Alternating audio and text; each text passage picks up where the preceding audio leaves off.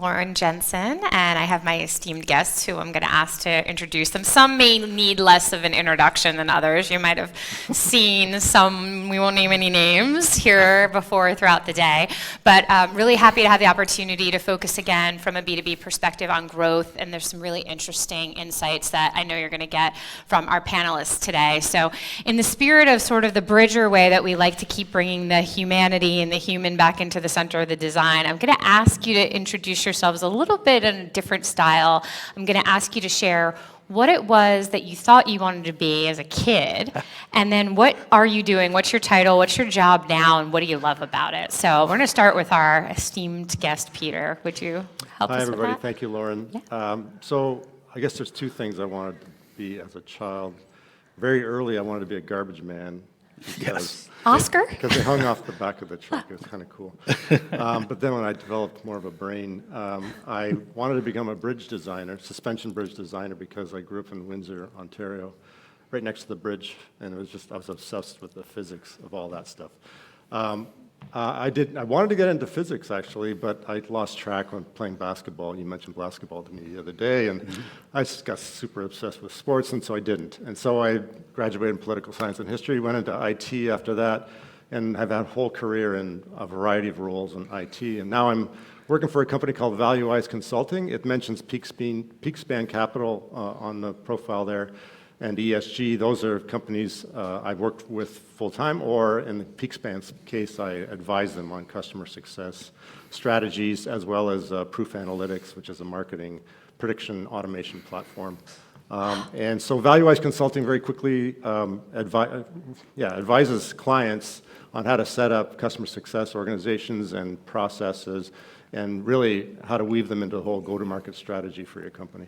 Great. So I'm just here to referee because these guys have known each other for a while, so we're going to have a lot of fun. Go ahead, Aaron. Yeah, I was going to say ValueWise is a great organization. Their founder, Ross Fulton's a great guy I've known for many years.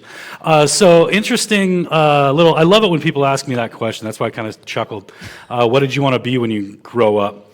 Or, when you were a kid? Because when I've got a 4-year-old brother, he's 4 years older than me. This is about to get interesting. Yeah, I've got a huge age discrepancy in my family. You should see my parents. They're super weird. So my older brother, 4 years older, I was probably 6, I'll say. So he must have been 10. When I was coming through those, like, what do you want to be when you grow up questions, and really kind of digging my teeth into it.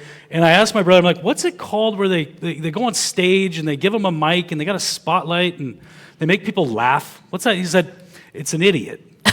And I said, okay. And so we'd go to family Christmases, reunions, whatever. Hello, little Aaron, what do you want to be when you grow up? An idiot. And they'd laugh their heads off. I was like, I'm the best comedian of all time. I'm the funniest person in the world. And so I really did actually want to be a stand-up comic for a very, very long time. And based on your lack of reaction, I think that's why. I think I actually probably picked a better career. But this public speaking thing is sort of a big passion of mine. I love being in front of people, talking about customer experience, and just kind of stumbled into it. I won't bore you with my background, but just happy to be here. And now what I want to be when I grow up is on stage with Peter Armaly. I get to be beside my good friend here. So this is a real treat to get to hang out with you, Lauren. Thank you. No, our pleasure. We're excited to see what you have to offer. So from a B2B perspective, I'm going to switch us back so that we can make sure that the experience of our customers here in the session, they get some good growth tips. I wanted to get a sense based on some of the conversation that we had around short-term versus long-term strategies. How do you build those in from a B2B perspective so that it leads to growth? I know we had some great stories and examples when we were prepping, so I would love for you to share your perspectives with the group. Why don't you dive in there? Sure. So my overall kind of advice to companies is it has to start at the top. If you're going to really focus on building out long-term growth strategies. It's fine that some companies actually are very explicitly building out just short-term growth strategies, and they're really clear that they just want to exit at some point in the next few years. And as long as they're transparent about that, that's all well and good. But I think most people who are in business and trying to create value want some sort of enduring legacy. So long-term growth is really what they're trying to achieve through their company. And I just think that it has to start in the C-level, CEO office, actually, to build out long-term growth strategy. That person cannot just rely on their lieutenants to run their organizations and expect that the company is going to hum along and achieve that. They have to really make it very clear what the vision and expectations of each organization to weave their work together to really drive success for customers so that they will continue to be partners over time. And that's where the long-term growth comes from, is continually investing in making your customers successful, that they stay with you through multiple subscription cycles. As we know in subscription economy, you're not going to make a profit until the customers start renewing. You're not making a profit the first time they sign up with you. So long-term growth is in a way, very simple for me, if I view it that way. And that's kind of the way we start our conversations at ValueWise with clients. Yeah, I think that's a very valid point. Even in a non-subscription business model, typically the customer acquisition cost is one that is high enough that you need them to buy your thing 2 to 2.5-ish times before you can offset the overhead that it costs to do the demand gen, outbound, inbound, whatever it is, so they find you, the whole sales cycle, and then you get all of the delivery, everything post-sale where we live. That all has overhead associated with it. And so even if we're looking at short-term, we're still looking at long-term. Even if I'm positioning my company for acquisition or IPO, and I'm trying to really focus on that net new logo acquisition, top of funnel, total addressable market, gobbling it up, I still need to keep them long enough to offset that. Otherwise, it's not going to be a profitable endeavor in the long term. And not many companies want to acquire a company and not have profit from that acquisition. That's typically why we're positioning ourselves to be an acquisition target if we're looking at short term. So. Do you feel like there's a time horizon? Like, how would you time box a short-term return versus long-term? I know I'm going a little off script, but I'm just wondering if there's... I think it depends on the technology. Like in AI, I think, and to your point, I think companies will buy unprofitable companies if it's the right technology. And AI is a perfect example of that, right? People are gobbling up these companies, and there's no apparent kind of revenue even, let alone profit. So there's that. But a time horizon... I think Aaron makes a good point. You have to demonstrate some sort of ability to hit a profit. So it could be, I don't know, I haven't seen the statistics and even a study on that, but I would guess you'd have to demonstrate multiple subscription cycles to show that they've got their operating rhythm in place and the ability to kind of keep going in that direction. Do any stories or examples come to mind of somebody who got that or is getting that really right, or someone who's gotten it really wrong? Watch out, tales of woe. People love that kind of stuff usually, but I didn't know if you had any examples that you like to bring to life. I mean, the example in terms of just general customer experience that I always like to draw back upon is, well, first of all, I don't know if you guys know the definition of customer success, but in the customer success world, there's this well-regarded definition that has experience as part of it. So the definition of any customer's definition of success is equal to their desired outcome, CO, plus their desired experience, CX, right? Help me solve the problem I'm looking to solve, or whatever that thing might be, and do it how I want you to do it more frictionlessly than your competition, et cetera. And then as long as I know that, then I will continue to buy that thing over and over again.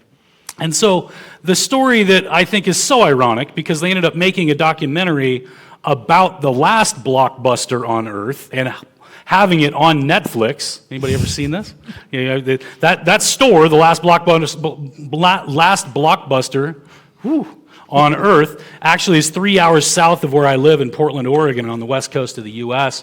And it's really just like a souvenir shop now. That's basically all it is. They sell T-shirts and magnets and stuff. They do rent some movies and stuff as well, but that's where the experience made the difference, right? Same outcome. Watch a movie at home. But the experience was so vastly improved that they didn't just decimate the blockbuster business model, but they actually, as technology continued to move forward, the whole DVD industry really came to an end. Unless your internet goes out, which then we go and we open up the closet and we dig through the old DVDs and we pull out the old DVD player, because sometimes that's the only way you can actually get entertainment, without the streaming capabilities. So that's the one that kind of always comes to my mind in terms of just general experiences. Same outcome, better experience, creates winners and losers at the end of the day. I do have three examples of B2B companies, and I don't know if you guys are familiar with Eloqua. Back in the day, about 12 years ago, they were acquired by Oracle. They're based in Toronto. I worked for them at the time. They did a fantastic job of understanding how to value and iteratively improve the customer's experience through engines like customer success and marketing working together to really dovetail touch. We call it touch, where you provide information at the right time and at the right moment. And it was pretty impressive, and it came from the CEO. The whole culture was based around everyone understood the customer is what you should be focused on in terms of building out your products and your services. The other two, I would say, it's getting long in the tooth now, but Salesforce, been around 25 years or whatever. They did a remarkable job of really creating a whole category around service and experience.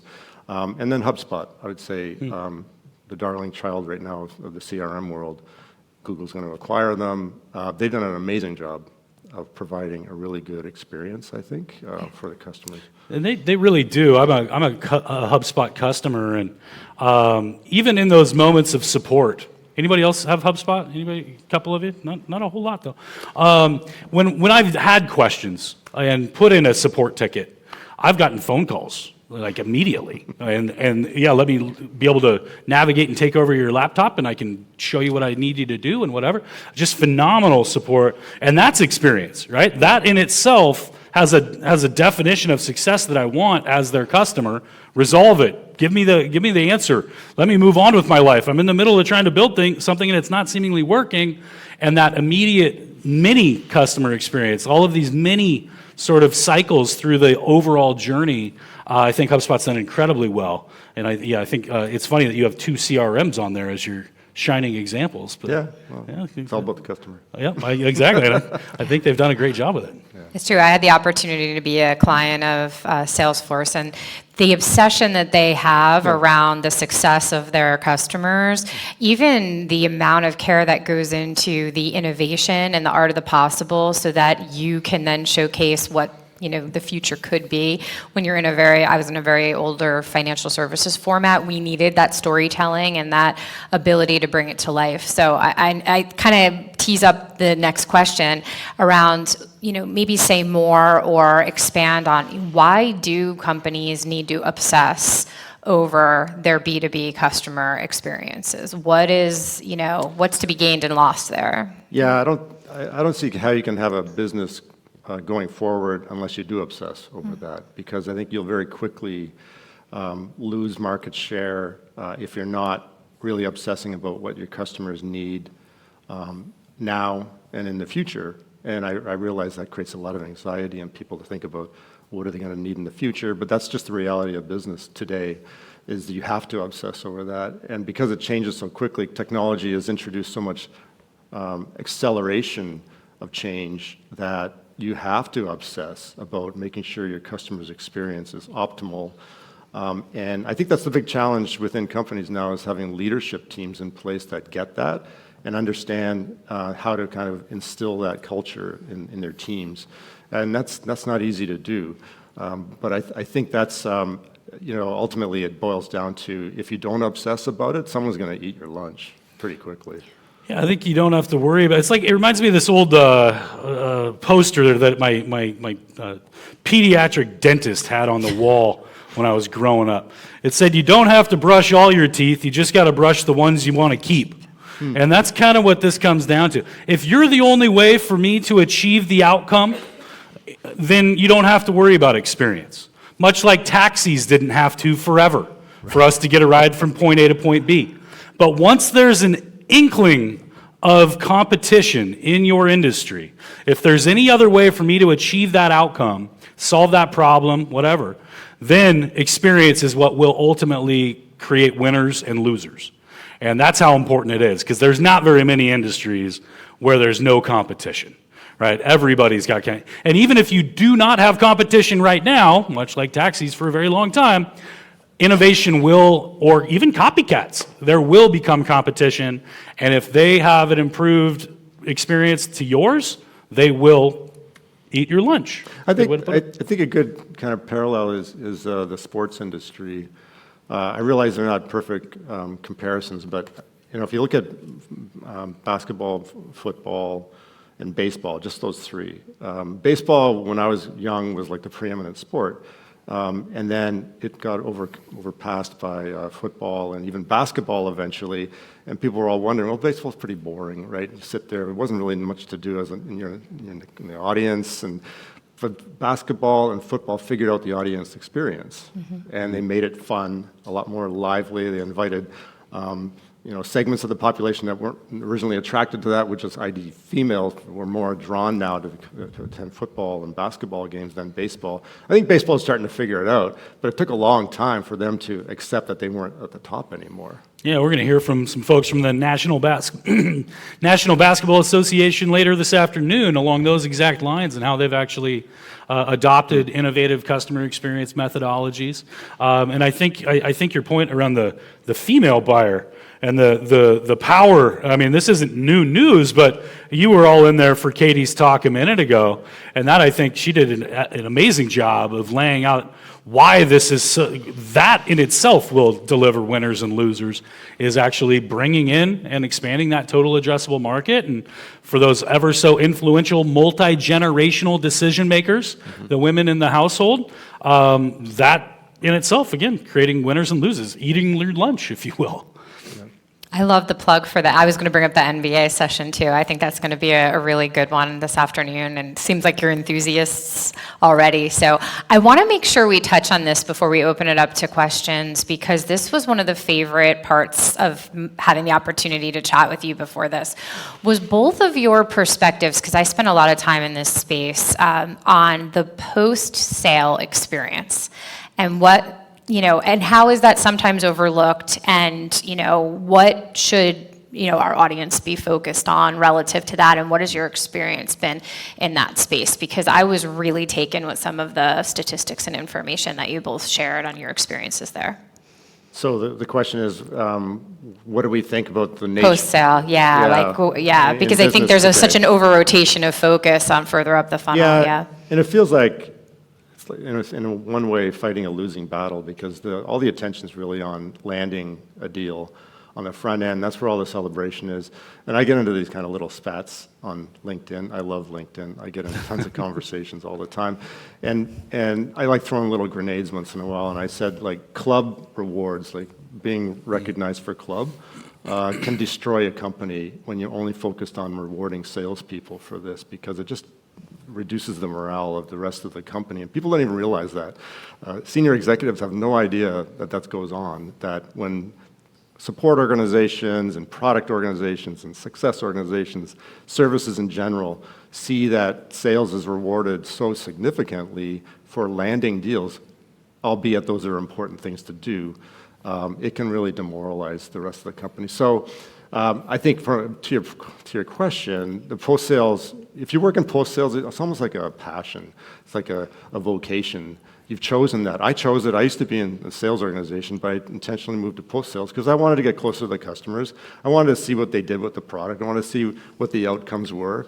You're not paid as grandly, but I felt it was more rewarding experience for me. So it's almost like you have to recognize that's your personality. I love that, yeah. I don't know if this was the stat that you were alluding to from our prep call. I'm sure it must be. 90% of the customers who churn at their first available opportunity, and this is specific to subscription-based pricing models, 90% of the time they leave at the first chance they got. 9 times out of 10, they wanted to leave in the first 30 days of working with you.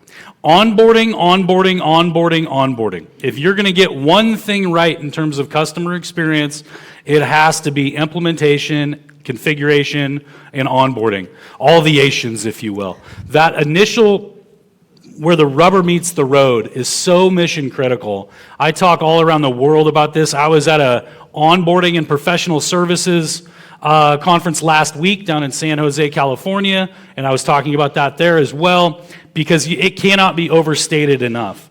If you want me to stay as a customer, which most of the time we do, we've got to have onboarding completely dialed in, because that's where the promises, it's all been promises up to that point. And this is our first opportunity to deliver on those promises. And when we do, we can almost not mess the relationship up. And when we don't, we can almost never save it. And that's that first critical stage, and I think that's what you were getting at. That is exactly what I was getting at, because I think you're right. If you work there, it is a passion, and so I was like, we need to illuminate this in a meaningful way. So Yeah, and I spoke at the same conference the day after you spoke, I think, and I called it. I didn't know you said that, but I called up the same point, which is that onboarding is the first moment that a company has an opportunity to demonstrate competence and credibility. Prior to that, it's all promises, as you say, and those are valuable, marketing and sales efforts, but they're not actually demonstrating anything until the client starts using something. Now, all that being said, I advise companies that that's not where the customer experience began. It began up in marketing. When they found out about you was the beginning of your journey. I can't believe it when I come into organizations, multi-billion-dollar organizations, show me your customer journey map, and it starts at onboarding.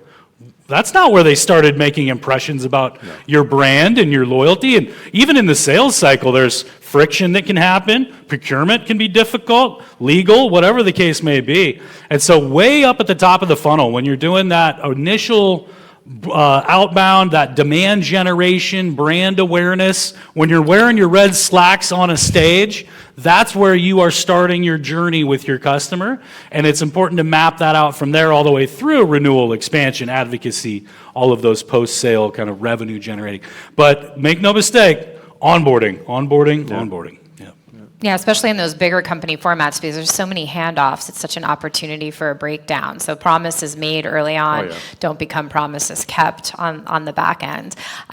We had a scenario where there was such a disconnect. The chief customer officer was someone in a role in our organization in marketing who only interacted with people that were potential acquisitions, never an actual customer. So we always laughed about the title, because we were like, have you spoken to someone who actually has purchased the products? So I'm going to close my line of questioning before we open it up to the audience here, just around, and this has been touched on in a few of the formats, but I think people want to know, what is your view on the measurement of success on this? So like KPIs, how do you know you're getting it right and you're getting the value that, the customer relationship that you're trying to maintain? What do you show in that? How do you talk about that? I'll say mine real quick, and then you can fill in all the other much smarter answers. But I would just say retention, right? Am I keeping customers longer? Are they, yes, hopefully expansion, hopefully advocates and all these other areas, but like table stakes, brass tacks, are we keeping them longer? Is our average lifetime value higher because of that? That means what we're doing, I should be able to draw back what we're doing to that one very basic KPI. Now I'll turn it over to all the others to you. Well, you actually touched on a few there. Dang it. And I think that's a good answer. I really do. The changes to monthly revenue is obviously really critical to look at. Retention, who you're retaining and how many people you're retaining, how many companies. Obviously, what's the churn rate? You mentioned lifetime value versus compare that to your customer acquisition costs. All those things should be tracked on an ongoing basis, and that'll give you a really good indication of how healthy your business is. And those are the things that you get early enough warning of instead of waiting quarters and quarters. You can actually see them almost like real time, month to month, and that you can hopefully make some tweaks. Yeah, and you got NPS and CSAT and those typical things. And stuff like we were talking about this morning even, like with AI, now that's opening up opportunities to be actively and proactively identifying risk before and without even needing a survey. You should be able to identify your promoters or at least your most successful customers just based on the usage data and what they're doing to engage with the product and services, et cetera. And especially if you've matured your ideal customer profile, you can use that as a way to recognize if some customers are straying beyond that definition. Is that something you should be paying more attention to? Maybe you should expand your ICP or not. and zero in on that and figure out maybe they're just not good fit customers for you. All right, so I think it would be great if we were the CX professionals I know we profess to be, and give the opportunity for our users to ask what's on their mind and pick your brains a little bit further on things that are specific to either their industry or what's on their mind. So I think we do have a mic runner, if you don't mind waiting. I'd love to open it up to some questions.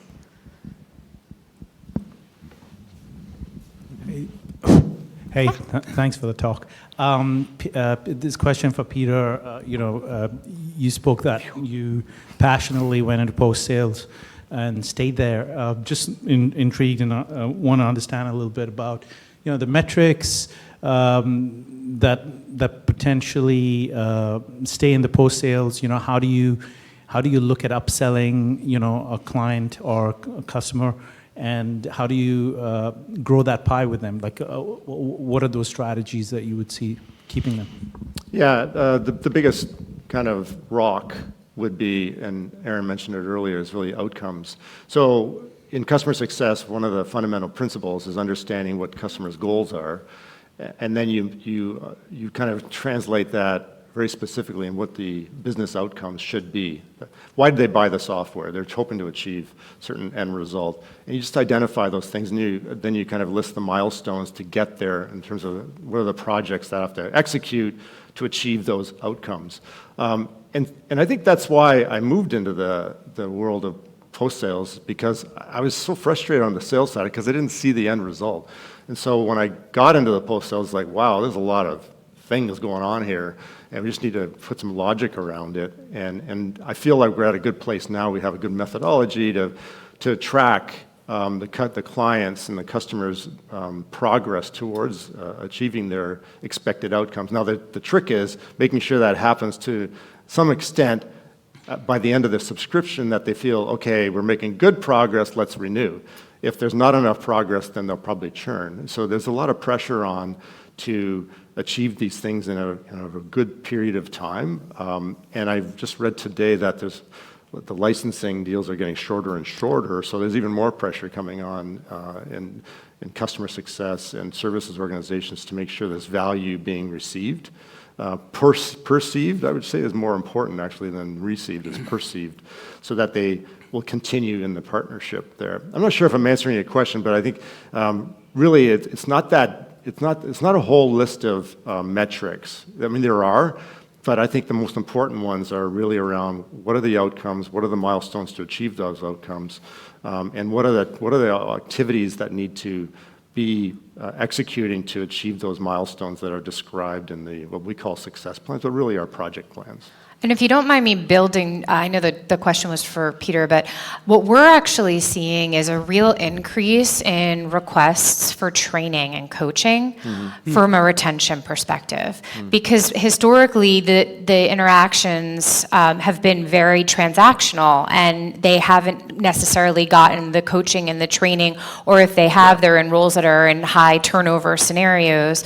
So the ability to have those interactions in the right way and understand what's really at the core of the issue and read into how to get out in front of the leading indicators of those types of metrics, we're seeing a real increase, again, in the basics of training to that dialogue and that interaction with clients. And AI is going to help in that respect. When I was at Oracle, the support organization was really adapting and adopting AI to a big degree. And that's what they used it for, is to identify where customers were tripping up on the products, and so they helped us understand what the training opportunities were going forward. So.